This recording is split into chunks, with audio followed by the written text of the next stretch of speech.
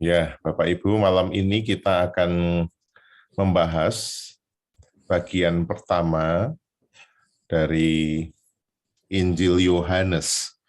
Mengapa kemarin Injil Lukas hanya ada 2 bagian?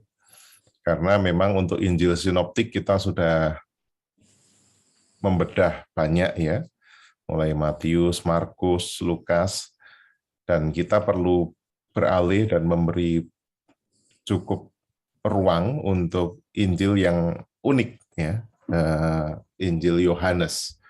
Dan malam ini kita akan bahasanya akan cukup panjang, tapi fokusnya pada 2. Fokusnya adalah pada apa tema-tema teologis dalam Injil Yohanes, walaupun sebelumnya nanti saya akan jelaskan hal-hal yang sifatnya menunjang itu, konteksnya, siapa Yohanes itu, dan seterusnya. Dan bagian kedua adalah dalam bentuk diskusi. Karena topik tentang tema teologis itu sudah panjang, maka topik tentang relevansi atas tema-tema teologis itu nanti kita yang berbagi. Karena saya yakin setiap orang punya bisa merelevansikan secara berbeda-beda ya Injil ini. Nah, mengapa kita memberi judul Injil spiritual dan kebenaran? Tentu tidak bermaksud untuk menyatakan bahwa Injil sinoptik yang merupakan sinopsis kisah kehidupan Yesus ya, Matius, Markus, Lukas itu tidak spiritual dan tidak benar, bukan. Mengapa demikian? Karena memang pandangan bapak-bapak gereja tentang Injil Yohanes itu lebih menekankan pada dimensi spiritual dan kebenarannya.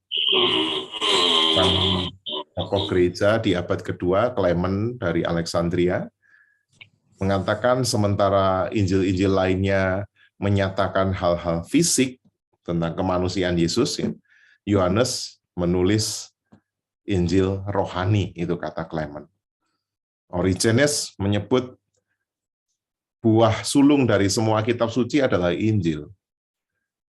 Nah, Yohanes itu adalah buah sulungnya Injil. Jadi bagi Origenes, Yohanes adalah titik berangkat seluruh kebenaran Alkitab. Bagi Agustinus, Injil sinoptik adalah Injil dari daging karena banyak menceritakan kemanusiaan Yesus. Tetapi Yohanes adalah Injil roh. Calvin mengungkap hal yang ya kurang lebih sama. Sementara Injil sinoptik mengungkapkan tubuh Yesus, Injil Yohanes mengungkapkan jiwanya Yesus. Dan juga Martin Luther menegaskan bahwa Injil Yohanes akan menunjukkan kepada Anda Kristus dan mengajarkan segala sesuatu yang perlu Anda ketahui. Oleh karena itu saya ingat ya dulu almarhum Pendeta Samuel, itu kalau dalam PA dia berkata gitu, kalau ada orang yang bertanya kepada saya Injil apa yang atau membaca Alkitab dari mana, apakah dari Kejadian atau dari Injil. Lalu Pendeta Samuel mengatakan, saya akan menyarankan dari Injil Yohanes. Ya memang begitu, karena dalam dunia teologi, kalau untuk mengenal siapa Yesus, fokus langsung kepada Yesus, itu memang dari Yohanes. Tetapi memang tidak mudah, karena Injil ini sangat filosofis. Kalau orang itu suka filsafat, pasti suka Yohanes. Tapi kalau suka cerita, tentu lebih suka Markus. Jadi memang masing-masing Injil ini punya kelebihan dan kekurangan. Kalau suka data, sejarah, Lukas. Kalau suka mengkaitkan dengan latar belakang keyahudian, membaca Yesus dari perspektif Matius. Bagi masyarakat timur pada umumnya, tentang siapa Yesus itu, beberapa pihak ingin mengetahui ajarannya, identitasnya. Di sanalah peran penting Injil Yohanes. Nah, Injil ini sesungguhnya merupakan 2 kitab. dalam satu Injil. Kenapa? Karena kalau kita mencermati, ini kamera saya mati ya, sebentar. Rasanya beberapa kali trouble memang, saya off cam aja kalau begitu.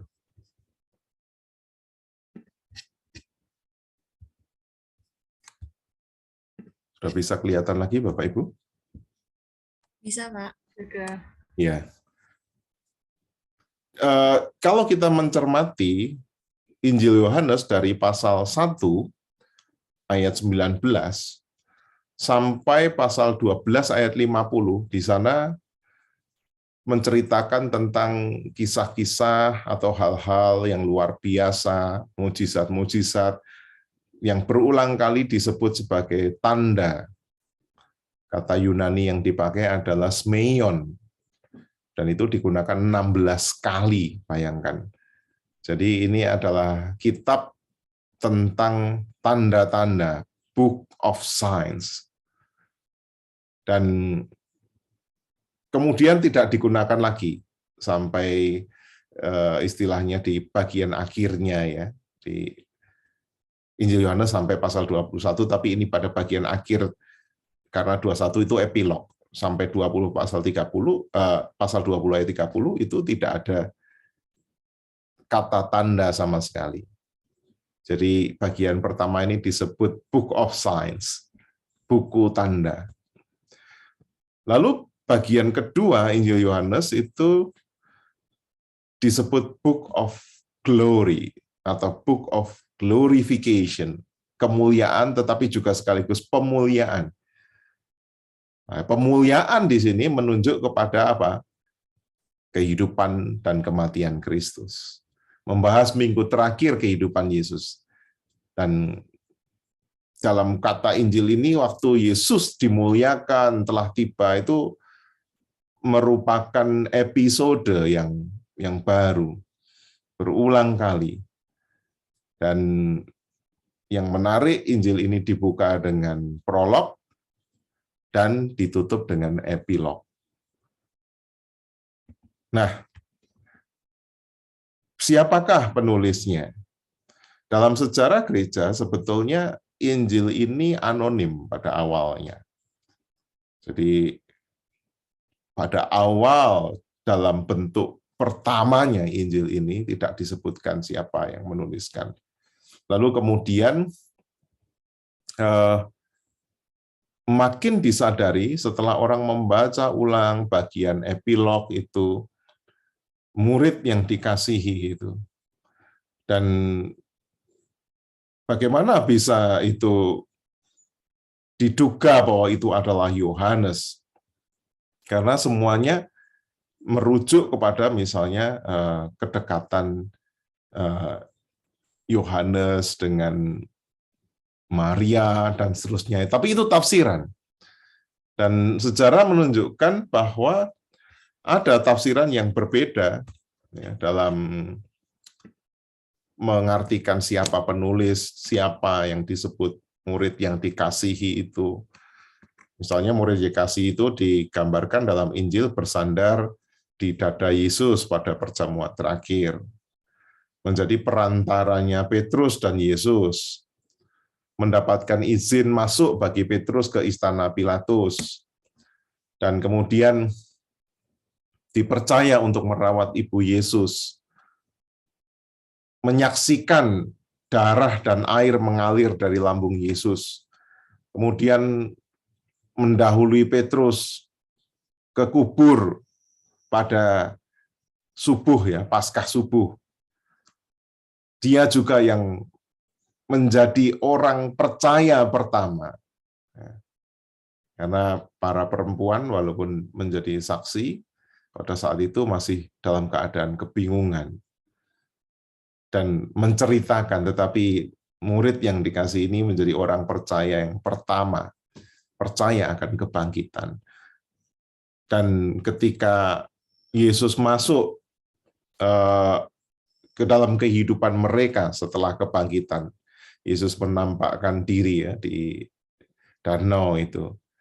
Murid yang dikasihi berkata, menunjukkan kepada Petrus, itu guru.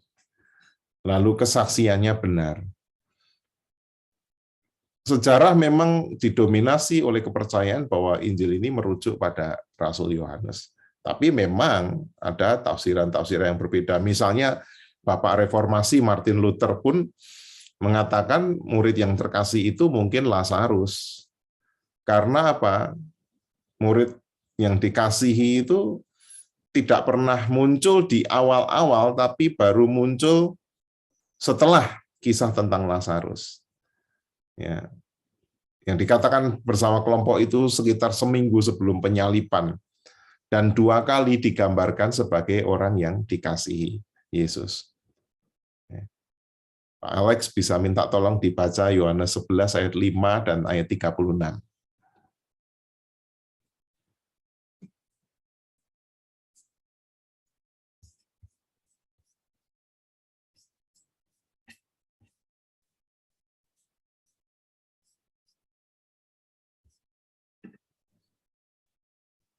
Yohanes 11 ayat 5, Yesus memang mengasihi Marta dan kakaknya dan Lazarus. Ya, ayat 36. 36, kata orang-orang Yahudi, lihatlah betapa kasihnya kepadanya. Ya, jadi Martin Luther itu menunjuk bahwa Lazarus itu sangat dikasihi. Jadi yang dimaksud murid dikasihi itu adalah Lazarus, itu teorinya Martin Luther. Nah, teori-teori yang lain sangat banyak.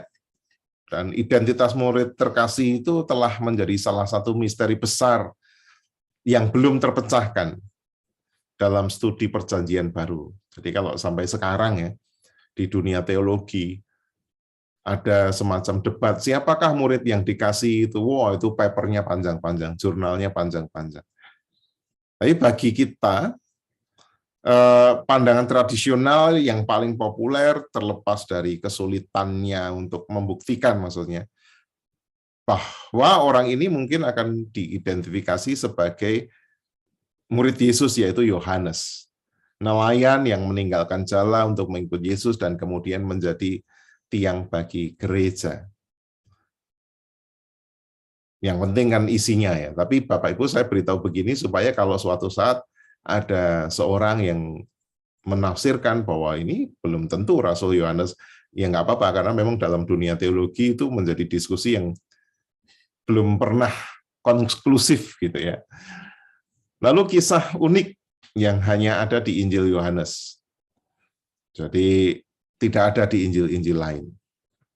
Panggilan Andreas, Filipus, dan Nathanael menjadi murid, menjadi rasul. Yesus mengubah air menjadi anggur di Kana. Jadi itu nggak ada di Injil lain. Percakapan dengan Nikodemus, percakapan dengan perempuan Samaria di sumur, penyembuhan pria lumpuh di kolam Bethesda, ya, lalu menyelamatkan seorang wanita yang berzina dari rajam. Itu terkenal sekali ya teksnya. Barang siapa merasa tidak berdosa, silakan melempar dia. Lalu Yesus menyembuhkan orang buta sejak lahir. Ayat yang sangat terkenal. Guru, orang ini buta, siapa yang berdosa? Dia atau orang tuanya? Yesus berkata, bukan dia, bukan orang tuanya, melainkan supaya apa? Rencana Allah atau kebaikan atau karya Allah dinyatakan bagi dia. Lalu kebangkitan Lazarus, kisah Yesus membasuh kaki para murid. Oleh karena itu setiap Kamis Putih, seingat saya ya hampir selalu bacaannya dari Injil Yohanes. Kenapa? Ya karena kisah pembasuhan kaki hanya ada di Injil Yohanes. Doa yang menjadi semboniannya GMKI itu, biarlah mereka semua menjadi satu, seperti aku dan Bapa satu. Itu doa Yesus agar orang percaya bersatu. Penampakan kepada Thomas itu juga hanya ada di Injil Yohanes. Sementara yang tidak ada di Injil Yohanes itu adalah Tidak ada cerita kelahiran Yesus. Karena Yesus sejak awal yang ditonjolkan adalah sisi ilahinya. Walaupun nanti ada sisi manusiawi yang diceritakan, tapi Yohanes itu menyajikan pada mulanya adalah logos, adalah firman. Logos itu sebetulnya adalah ultimate truth, kebenaran yang sejati, kebenaran yang paling benar, paling tinggi. Logos itu sebetulnya adalah sang ilahi itu sendiri. Jadi Yesus tidak diceritakan dia lahir, tidak dilaporkan bahwa dia dibaptis. Mengapa? Ya, karena Yohanes tidak sedang menampakkan sisi kemanusiaan Yesus. Kalau dibaptis kan jadinya diinisiasi ya, artinya kalau saya membaptis orang yang saya baptis itu berarti saya urapi, saya bawa untuk masuk ke dalam Tuhan. Tidak ada yang bisa membaptis Yesus dalam perspektif Yohanes itu begitu. Tidak dicobai atau diuji oleh setan, maka tidak ada kisah pencobaan dalam Injil Yohanes. Karena apa? Enggak level bagi Yohanes. Enggak ada tandingannya. Tidak ada kisah Yesus itu makan dengan pemungut cukai dan orang berdosa. Tidak ada kisah transfigurasi berubah rupa. Karena bagi Yohanes, Yesus memang sudah ilahi. Tidak perlu diceritakan transisinya dari manusiawi ke ilahi. Tidak ada perumpamaan. Nah, ini Injil tanpa perumpamaan. Sementara kalau kita membaca Matius, Markus, Lukas, Yesus selalu mengajar dengan penuh perumpamaan. Ada simbolisme, ada. Nanti saya akan jelaskan tentang ego eimi, akulah roti hidup, dan seterusnya itu. Tapi tidak ada perumpamaan. Yesus itu to the point. Dia menggunakan simbolisme tentang dirinya, tetapi tidak menggunakan perumpamaan untuk sebuah kisah. Tidak ada pengusiran setan, tidak ada kecaman dari orang kaya, ya, atau kata-kata tentang membantu orang miskin. Jadi nggak sosial banget lah. Tidak ada tentang mencintai sesama atau musuh. Adanya adalah kasihlah satu dengan yang lain, ya, sama seperti aku mengasihi kamu. Tapi nggak ada perintah cintailah sesamamu manusia seperti dirimu sendiri, itu tidak ada. Ya. Tidak ada seruan bagi orang untuk bertobat, baik dari Yohanes Pembaptis atau Yesus. Tidak ada seruan bagi para murid untuk menyangkal diri, melepaskan harta milik. Tidak ada prediksi kejatuhan Yerusalem, yang itu ada dalam Injil-Injil yang lain. Tidak disebutkan bahwa Yesus itu menetapkan perjamuan Tuhan, perjamuan kudus. Jadi, terus bagaimana? Silakan dibaca Yohanes 6 ayat 53 sampai 56. Perjamuannya itu terus bagaimana? Siapa yang mau membacakannya? Silakan langsung open mic. Yohanes 6 ayat 53 sampai 56. Maka kata Yesus kepada mereka, Aku berkata kepadamu, sesungguhnya jikalau kamu tidak makan daging anak manusia dan minum darahnya, kamu tidak mempunyai hidup di dalam dirimu. Barang siapa makan dagingku dan minum darahku, ia mempunyai hidup yang kekal, dan aku akan membangkitkan dia pada akhir zaman. Sebab dagingku adalah benar-benar makanan, dan darahku adalah benar-benar minuman. Barang siapa makan dagingku dan minum darahku, ia tinggal di dalam aku dan aku di dalam dia. Nah, itu ya. Jadi tidak ada penetapan perjamuan. Makan daging dan minum darah itu adalah tinggal di dalam Yesus. Jadi itu simbolisme. Kalau di Injil yang lain kan, perbuatlah ini menjadi peringatan akan aku. Injil Yohanes justru menggunakan perjamuan kudus dalam perspektif yang lebih mistik. Mistik itu bukan mistik dalam arti klenik ya, bukan ya. Mistik itu kesatuan antara manusia dengan Tuhan. Minggu depan ini kan kita perjamuan kudus ya. Jadi perjamuan kudus itu kalau dalam perspektif Yohanes bukan soal aktivitas makannya. Biasanya kalau orang menekankan aktivitas makannya, rotinya nggak boleh keripis, jangan sampai jatuh, nanti kalau jatuh itu pertanda jelek, anggurnya tidak boleh sampai tumpah. Saya pernah melayani satu gereja di Jakarta, waktu itu ada perjamuan kudus, penatuannya itu kalau bawa anggur dan roti itu hati-hati banget gitu ya. Ya itu bagus. Lalu saya tanya, kenapa kok kelihatan sampai ada yang gemeter gitu ya. Kebetulan saya kenal cukup baik, saya tanya gitu, kenapa kok sampai gemeter gitu. Iya Pak, karena itu nggak boleh tumpah satu tetes pun. Kalau tumpah ini berarti menyia-nyiakan darah Tuhan. Nah itu bukan perspektif Yohanes. Kalau perspektifnya Yohanes, menghargai tubuh dan darah, makan daging dan minum darah, itu adalah tinggal di dalam Tuhan. Ya. Jadi tinggal di dalam Tuhan. Nah, tinggal di dalam Tuhan itu apa? Nanti dalam tema-tema teologis kita akan melihat ya. Lalu juga hampir tidak disebutkan tentang kerajaan Allah. Hampir. Memang Injil Yohanes ini Injil yang sangat mistik. Sementara kerajaan Allah itu sosial. Isinya kan liberasi, pembebasan orang dari derita, transformasi hidup manusia. Bagi Yohanes nggak perlu ada pertobatan, tidak perlu ada liberasi. Yang penting itu kamu menyatu dengan Allah. Itu Yohanes. Yang penting kamu menyatu dengan Allah dan buahnya adalah kamu itu saling mengasihi. Lalu hampir tidak ada referensi tentang kedatangan kedua, ya, hanya sekali di 21 ayat 22 sampai 23.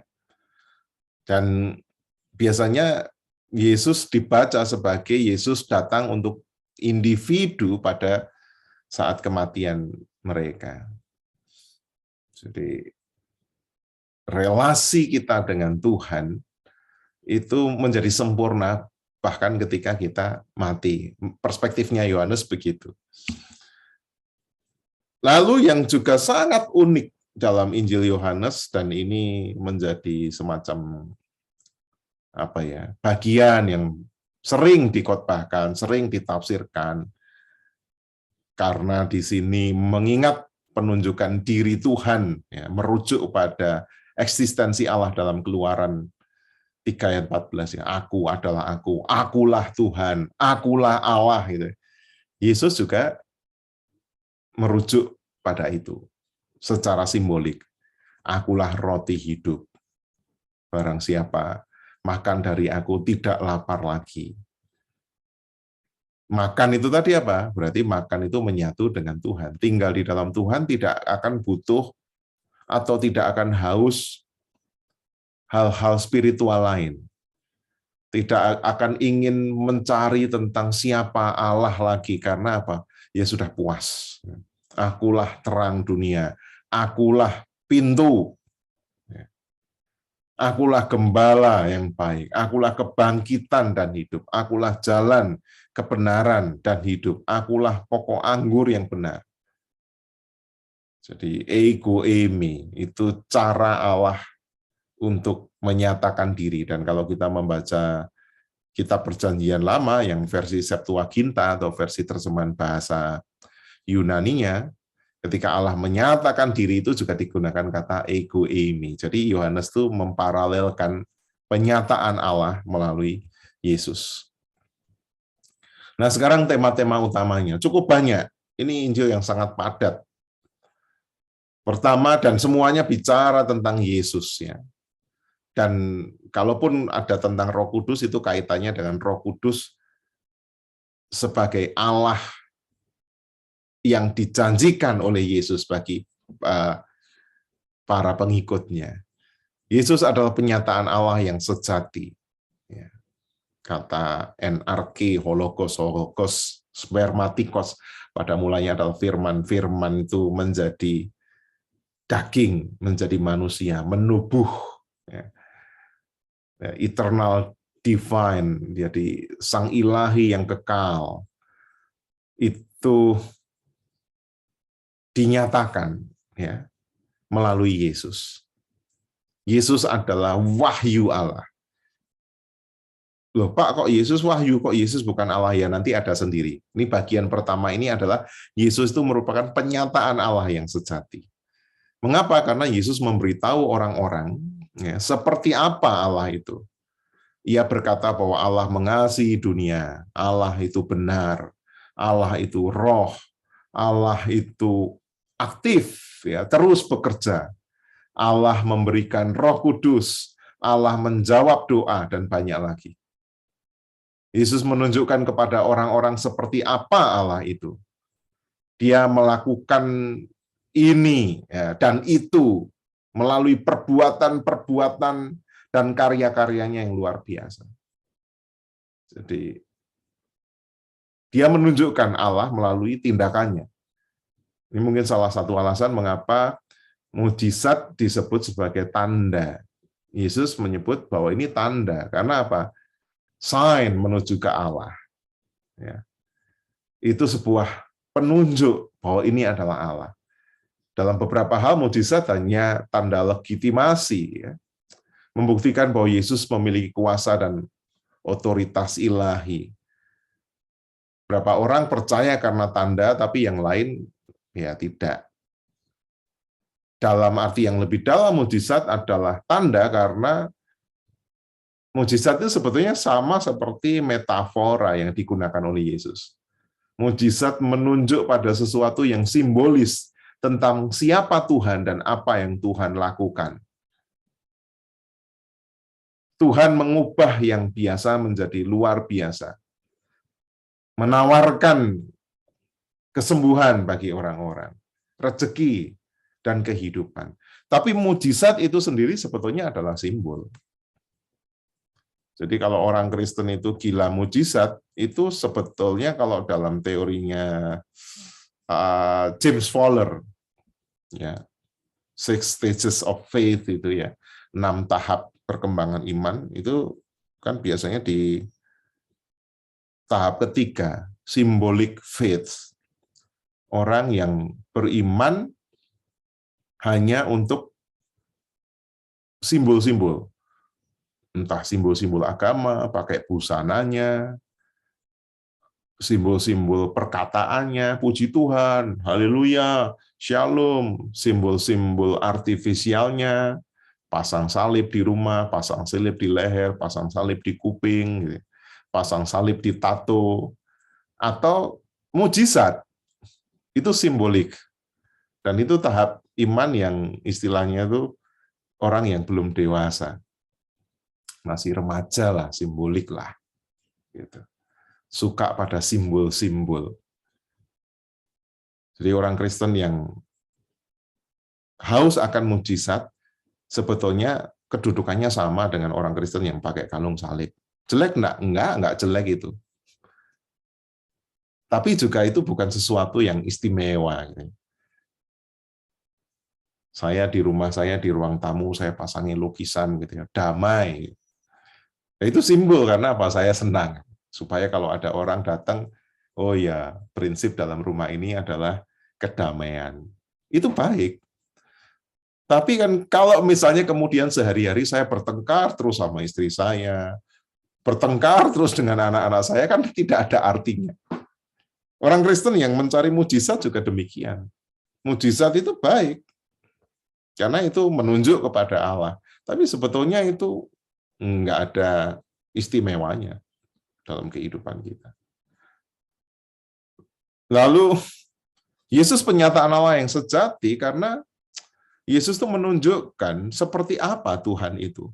Yesus mengungkapkan Allah melalui keberadaannya. Dia tidak hanya mengungkapkan kebenaran, tetapi dia juga adalah kebenaran itu sendiri. Dia dapat berkata, barang siapa telah melihat aku, telah melihat Bapa. Dan bahkan Yesus mengklaim, akulah jalan, kebenaran, dan hidup. Itu khas banget dari Injil Yohanes. Lalu Yesus adalah Allah. Ini tema utama yang kedua ya. Di bagian prolog, ya, pada mulanya firman itu adalah Allah, Sejak semula dia bersama-sama dengan Allah, dia adalah Allah, segala sesuatu dijadikan dia, tidak ada sesuatu pun yang jadi di luar dia, dan firman itu telah menjadi manusia. Jelang epilognya ada pengakuan dari Thomas, ya Tuhanku, ya Allahku. Jadi ketidakpercayaan kemudian terungkap, ya Tuhanku, ya Allahku. Yesus sepenuhnya manusia. Yohanes sadar itu, jadi dia bukan aliran Gnostik ya, karena memang aliran Gnostik itu sangat dipengaruhi tradisi Yohanes, tradisi Yohanin. Tapi juga sekaligus Yohanes mengcounter tradisi bahwa Gnostik itu apa? Yesus itu sepenuhnya ilahi, tidak manusiawi. Maka Yohanes juga menceritakan Yesus bisa sedih, bisa lelah, lalu bisa bergumul, ya, bisa merasa tidak nyaman, tersinggung, haus, bahkan mati. Yohanes juga mengakui di titik tertentu Yesus itu subordinatnya Bapa. Tapi itu ditempatkan sebetulnya bukan pada jabatan ilahinya, tetapi apa? Dimensi manusiawinya Yesus. Yesus mengklaim bahwa sebagai bawaan Bapa sepenuhnya bergantung pada Allah ya untuk segala sesuatu. Supaya jelas, mari siapa yang berkenan membacakan Yohanes 5 ayat 19 dan 30.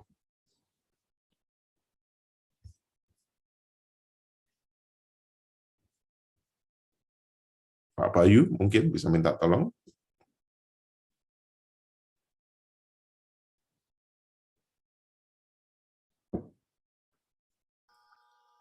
Maka Yesus menjawab mereka katanya, "Aku berkata kepadamu, sesungguhnya anak tidak dapat mengerjakan sesuatu dari dirinya sendiri, jikalau tidak ia melihat Bapa mengerjakannya. Sebab apa yang dikerjakan Bapa, itu juga yang dikerjakan anak." Ayat 30. Ya. "Aku tidak dapat berbuat apa-apa dari diriku sendiri. Aku menghakimi sesuai dengan apa yang aku dengar, dan penghakimanku adil. Sebab aku tidak menuruti kehendakku sendiri, melainkan kehendak Dia yang mengutus aku." Ya. Ya, jadi kalau ada misalnya saksi Yehova itu kunjungan ke rumah itu pasti ayat ini dibaca. Ini kan menunjukkan bahwa Yesus itu subordinatnya Allah.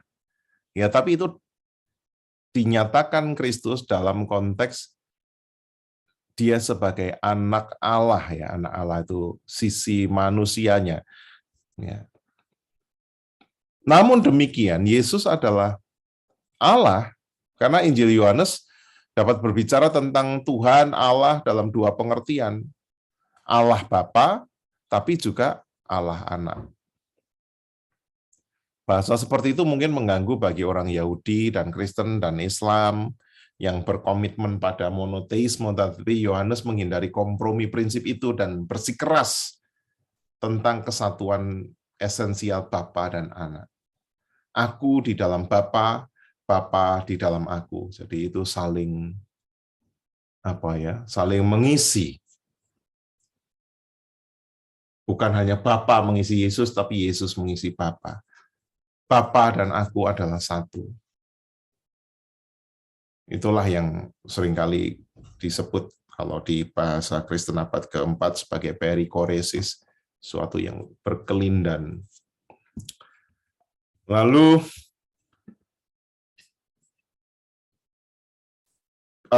para ahli biasanya melihat Injil Yohanes itu sebagai titik transisi antara dua perkembangan ideologis. Sebelum Injil Yohanes, tulisan-tulisan Yahudi tertentu mempersonifikasikan hikmat atau logos itu sebagai perantara.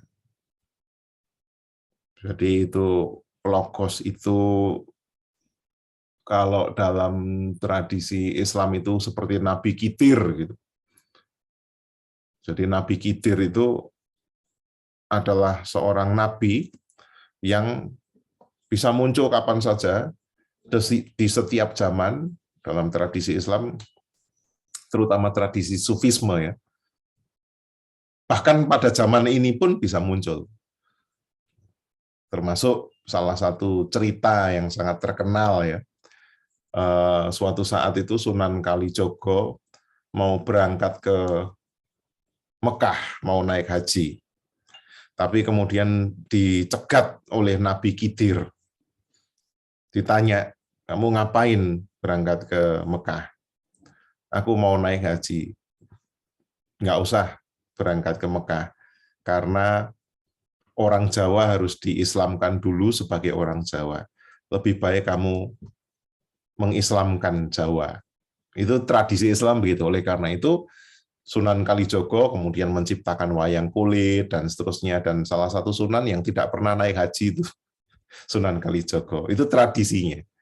Nah, tradisi-tradisi seperti itu di tradisi Yahudi sering terjadi, banyak kisahnya, dan itu menunjuk pada Logos. Tetapi setelah Injil Yohanes, para teolog Kristen mengembangkan doktrin Trinitas yang menurut mereka Allah itu dapat dipahami sebagai 3 dalam 1. Bapa, Anak, dan Roh Kudus. 3 pribadi, tapi hanya 1 Allah. Jadi Trinitas itu asal-muasalnya dari mana? Gagasannya loh ya. Kalau eksistensinya ya dari kekal. Tapi ajaran tentang Trinitas ya setelah Injil Yohanes. Jadi Injil Yohanes ini semacam titik pergantian pandangan tentang sesuatu yang ilahi. Kalau sebelumnya itu ada penguasa yang paling besar, lalu ada asisten ilahinya, Logos dipandang begitu. Setelah Injil Yohanes, enggak. Bapa, Anak, dan Roh Kudus itu 3 dalam 1, 1 dalam 3.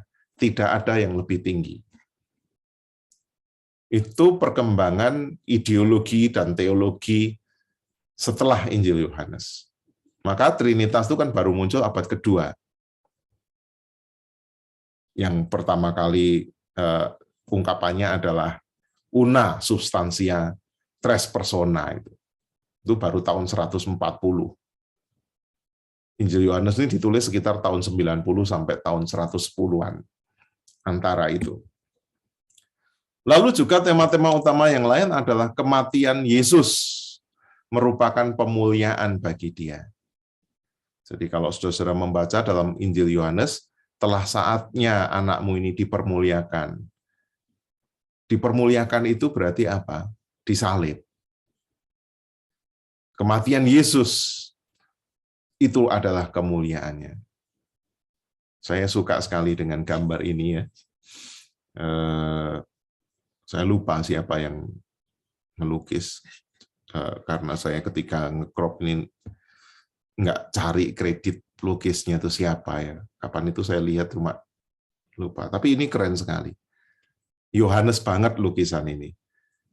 Salib digambarkan sebagai sisi yang sangat tinggi, dimensi yang sangat tinggi.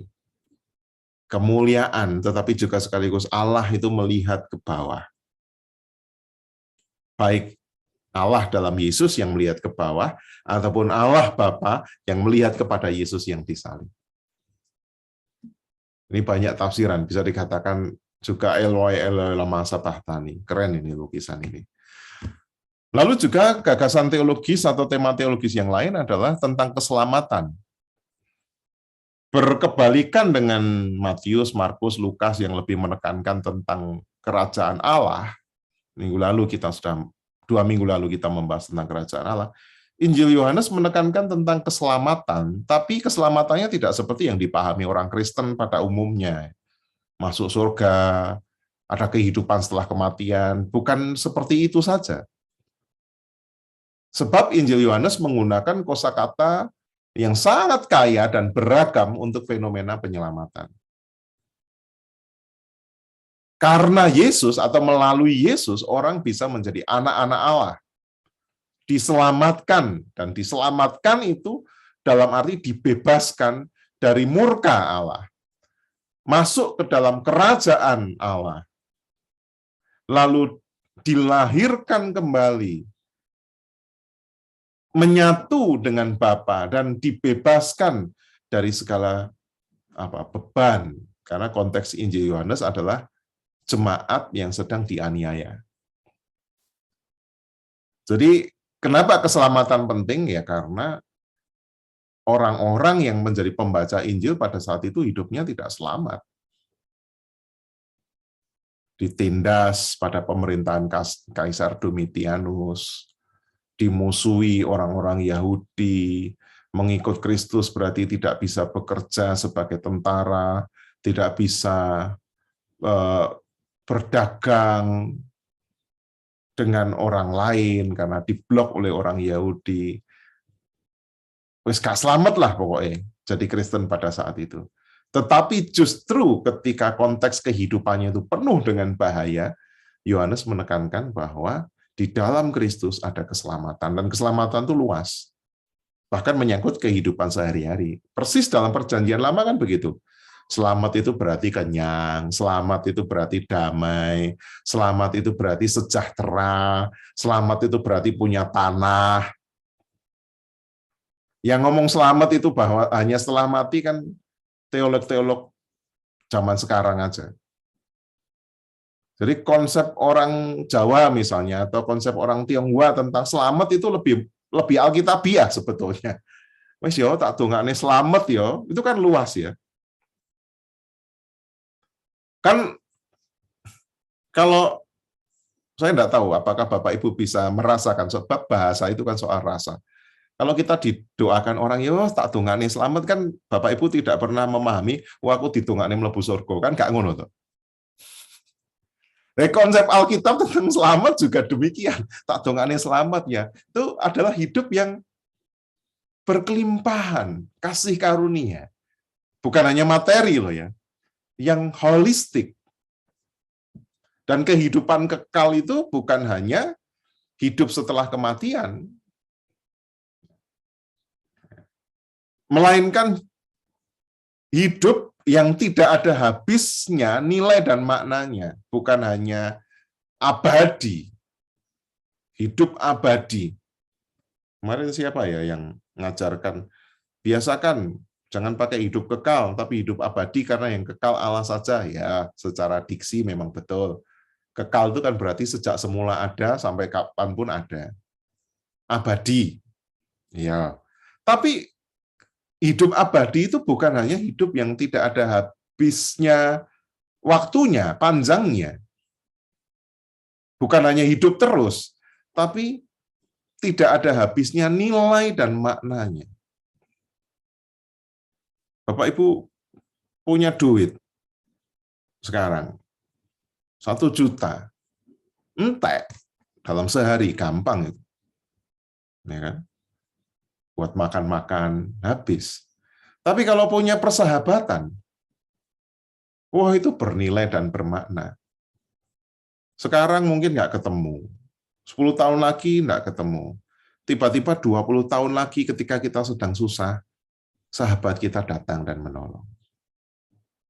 Kemarin saya ketika melayani rangkaian kedukaannya Bu Pangestu ya, Bu Chan Kyop itu, saya lihat sahabat-sahabatnya, kerabat-kerabatnya dari jauh ya, dari Jakarta, dari Jogja, bahkan yang ada yang dari Sydney, itu datang. Ini ada Realme, raise hand. Saya tidak bisa melihat Bapak Ibu, kalau ada yang mau tanya bisa langsung buka suara ya. Kalau kepencet ya enggak apa-apa, saya lanjutkan dulu. Itu Bu Pangestu almarhumah itu bahkan dari Sydney datang dan seterusnya. Lalu saya sempat ngobrol ya dengan yang dari Jakarta, dari Sydney. Mereka begitu mengasihi ya. Ya, Bu Kyok Kun itu. Berarti apa? Persahabatan, persaudaraan, walaupun kelihatannya nggak ada, tapi nggak ada habisnya itu. Bandingkan dengan duit. Habis. Nah, kehidupan di luar Kristus itu adalah kehidupan yang selalu habis. Dapatnya apa? kenikmatan sejenak. Nikmat, tapi bawa sengsara setelah itu. Kekuasaan, dampaknya apa? Ya kehancuran. Makin berkuasa, makin rusak hidupnya. Popularitas, dampaknya apa?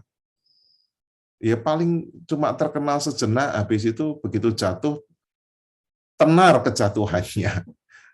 Tapi di dalam Kristus, segala yang kita lakukan, terutama esensinya adalah cinta kasih, itu nggak ada habisnya. Itu kekal, itu abadi.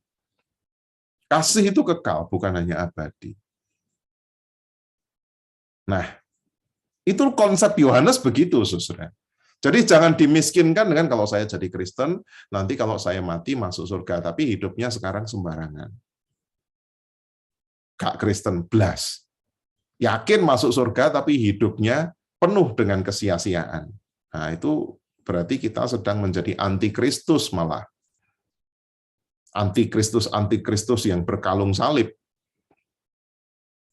Pengalaman hidup kekal adalah realitas masa kini.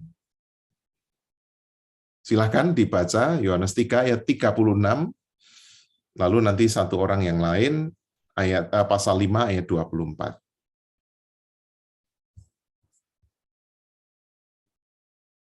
Diva, raise hand, mau tanya atau mau baca? Atau kepencet? Kepencet, Pak Andri. Oh ya, silakan. Siapa yang berkenan membaca 336?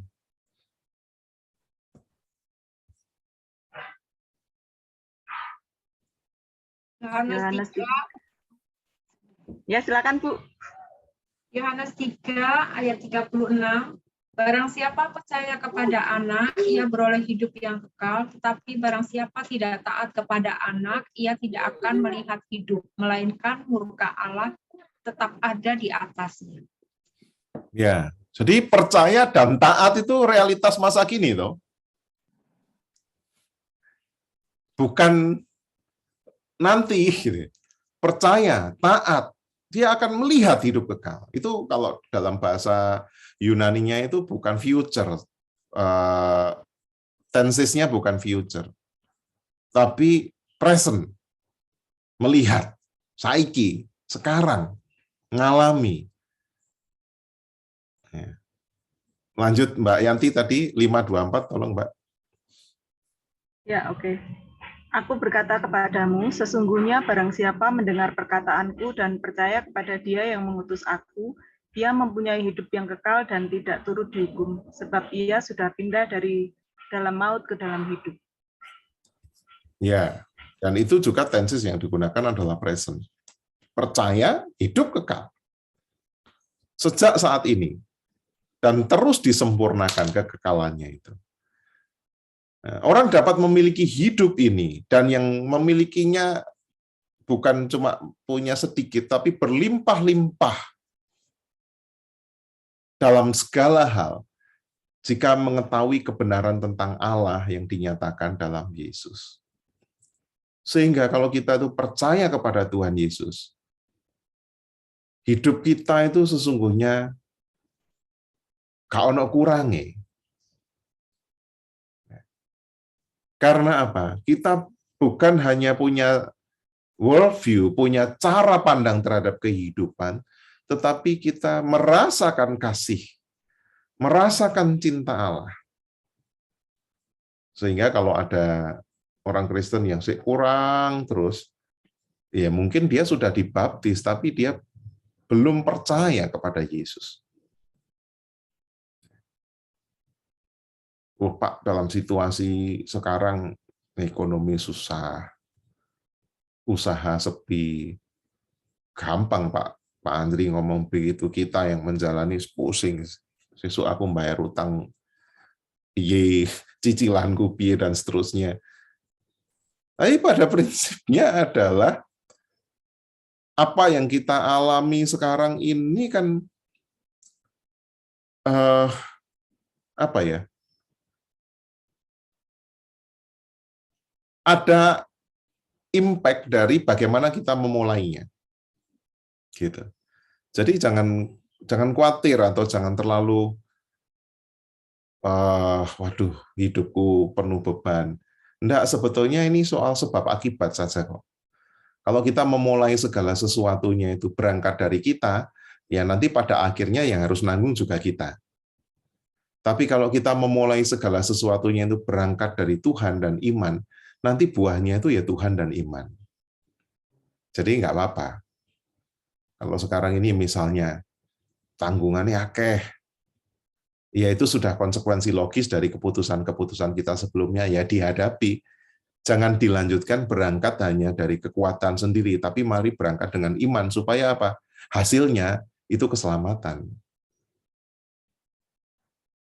Kan hidup kan tidak bisa dimulai dari awal ya. Tidak ada yang bisa disesali lah dalam kehidupan. Maka dalam situasi kita yang sekarang, keputusan-keputusan kita haruslah keputusan-keputusan iman, bukan hanya keputusan-keputusan manusia. Karena kalau keputusan manusia, ya hasilnya adalah hasilnya kesia-siaan.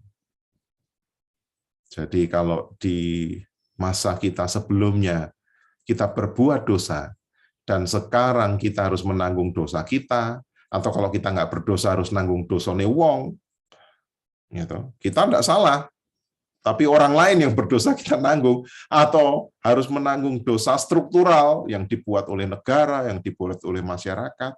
Oke, nggak apa-apa. Tapi saya tidak mau meresponi itu semua dengan kekuatan saya sendiri. Itu yang penting, saudara. Karena kalau kita meresponi dengan kekuatan kita sendiri, kita hanya akan mengabadikan kesia-siaan. Hasilnya kok pasti hancur. Tetapi kalau kita meresponi dengan iman, ya sudah, memang ini 3 ya, salahku dewe, atau salah wong liya, atau ini korban keadaan, ya dosa struktural, gak apa-apa wis. Ini dampak yang harus kutanggung, tapi aku harus meresponinya dalam Kristus. Itu pasti selamat. Ya. Endingnya itu akan selamat. Dan itulah iman. Dan tidak ada orang Kristen tuh yang begini, saudara. Setelah mati masuk surga, tapi selama hidup ngenes. Nah, itu gak Kristen itu jenenge. Kita selama ini masih berwah kehidupan di dunia ini yang memang penuh penderitaan. Nanti di surga baru kita bahagia. Oleh karena itu aku rindu segera ke surga. Lalu nyanyi, oh Yerusalem kota mulia, hatiku rindu ke sana. Tak lama lagi Tuhanku datanglah. Karena apa? Ngenes di kehidupan sekarang. Itu gak Kristen, saudara. Ya. Itu bukan Kristen. Itu orang-orang yang melarikan diri, itu orang-orang yang frustasi. Kalau kita percaya bahwa hidup setelah kematian dijamin masuk surga, keselamatan, hidup kita yang sekarang juga harus dijalani dengan antusias, dengan iman. Nah, itu baru Kristen.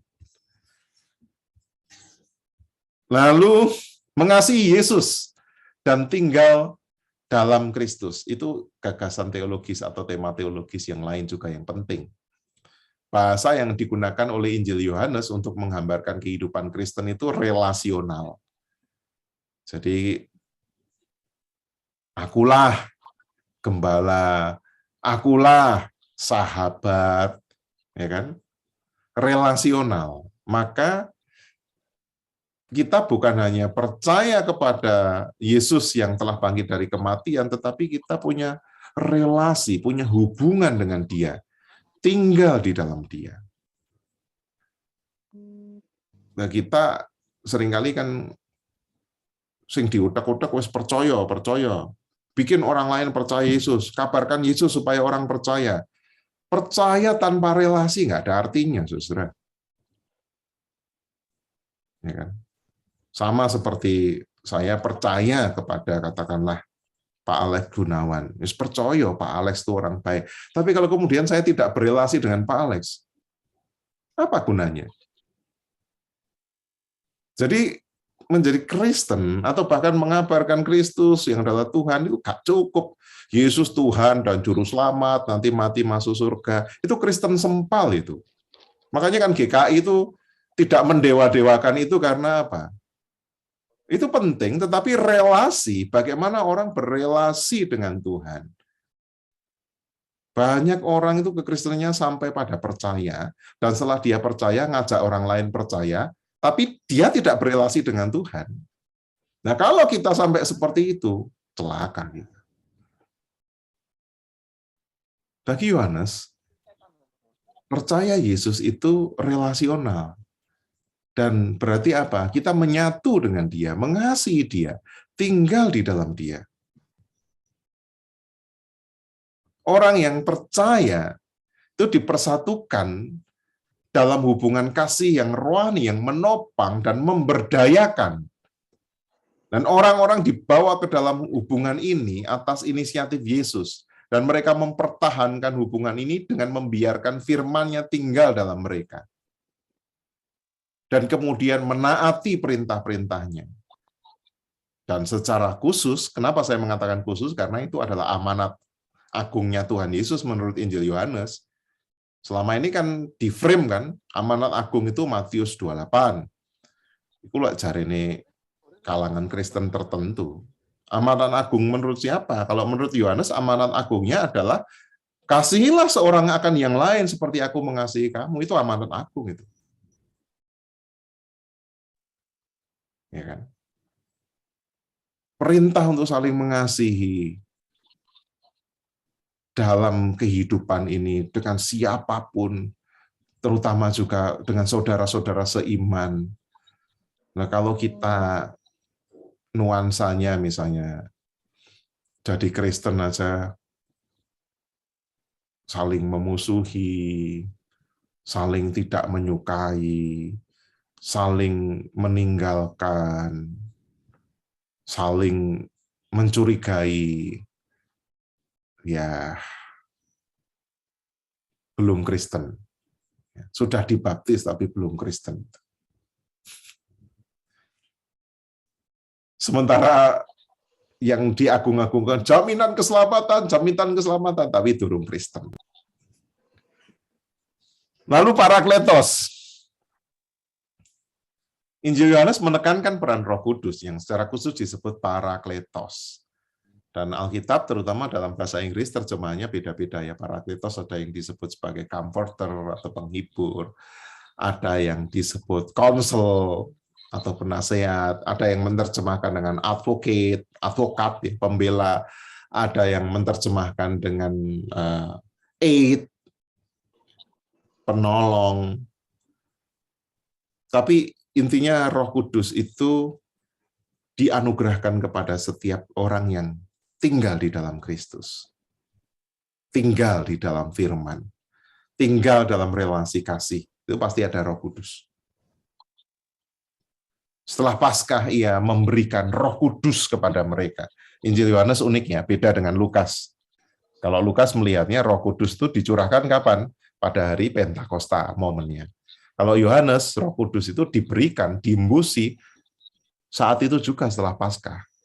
Sore setelah Yesus bangkit, di paginya, murid-murid diembusi Roh Kudus. Loh Pak, kok beda? Ya enggak apa-apa, itu perspektif kan. Itu kan sama seperti kapan saudara mulai merasa Tuhan itu baik. Ya, setiap orang jawabannya bisa berbeda seturut pengalaman imannya kan. Dalam Injil Yohanes, peran utama yang dianggap berasal dari Roh adalah mengungkap kebenaran, mengajar murid-murid apa yang perlu diketahui, memimpin orang percaya, bersaksi atas nama Yesus, melawan pemahaman dunia ya tentang hal-hal seperti dosa, terus kebenaran dan penghakiman, dan tema teologis yang sangat-sangat penting juga. Dan sekaligus ditempatkan oleh Injil Yohanes pada bagian akhir ya, itu adalah saling mengasihi. Pada bagian akhir, maksudnya sebelum Yesus mati loh, pesannya Yesus itu adalah saling mengasihi. Kata kasih muncul lebih dari 50 kali dalam Injil ini, luar biasa ya. Jadi sebetulnya Injil ini bukan Injil spiritual dan kebenaran, ini adalah Injil kasih. Namun tidak disebutkan tentang mengasihi sesama seperti Markus 12 atau mengasihi musuh, tidak dibeda-bedakan. Fokusnya adalah mengasihi satu sama lain, yaitu kasih yang dimiliki orang percaya satu sama lain. Kenapa? Karena pada saat itu jemaat Yohanes sedang berada dalam kondisi yang sangat tertekan, sehingga mereka butuh saling mendukung. Intinya, kalau zaman susah itu jangan saling menggigit dan saling menelan, tapi harus saling mendukung. Dalam kenyataan hidup kan enggak ya, ekonomi susah, rumah tangga malah gegeran. Ya kan? Kondisi misalnya suami enggak dapat kerja malah cerai. Gerejanya sepi, pengurusnya malah berkelahi. Itu kan di mana-mana begitu. Negara krisis, inflasi, pemberontakan muncul di mana-mana. Ini kebalikan. Dalam situasi krisis, harus malah saling mengasihi satu dengan yang lain, harus makin solid. Ada keluarga yang sakit, tambah rebutan siapa yang jaga. Ada kedukaan, malah gegeran tentang warisan. Itu manusiawi, duniawi banget. Tapi dalam Kristus, di masa yang paling krisis sekalipun, harus saling mengasihi. Dan uniknya itu kalau kata kasih ya dalam Injil Matius, Markus, Lukas itu digabung, tetap kalah dengan Injil Yohanes. Jadi 3 Injil ini intensitas kata kasihnya, kalaupun digabung masih tetap kalah dengan Injil Yohanes. Maka tidak berlebihan kalau saya tadi mengatakan Injil ini sebenarnya adalah Injil kasih. Dan di surat yang lain, di surat Yohanes, bahkan ditegaskan Allah adalah kasih. Barang siapa mengasihi Allah, dia harus mengasihi sesamanya. Jika ia mengasihi Allah yang tidak kelihatan, tapi tidak mengasihi sesamanya yang kelihatan, bagaimana mungkin itu terjadi? Itu malah tegas itu kalau dalam surat Yohanes. Lalu Yesus memberitahu para pengikutnya bahwa mengasihi itu adalah perintah baru. Dan setiap orang akan mengetahui siapa pengikut Yesus melalui kasih yang mereka miliki satu dengan yang lain. Sudah 1 jam 57 menit saya menguraikan. Nah, sekarang pada bagian relevansi. Selama ini tadi saya sudah banyak menyinggung soal relevansi ya. Nah, bagi saudara-saudara sendiri, jangan direlevansikan ke orang lain. Nggak boleh, malam ini tidak boleh memikirkan atau menunjuk orang lain. Oh, orang begini, begitu. Kita tidak sedang membicarakan orang ini. Bicarakan pengalaman iman kesatuan kita dengan Tuhan. Apa relevansi kebenaran Injil Yohanes bagi kehidupan masa kini? Bagikan menurut pengalaman dan pemahaman saudara. Bisa pengalaman, bisa pemahaman. Ya, saya stop share dan sekaligus stop recording.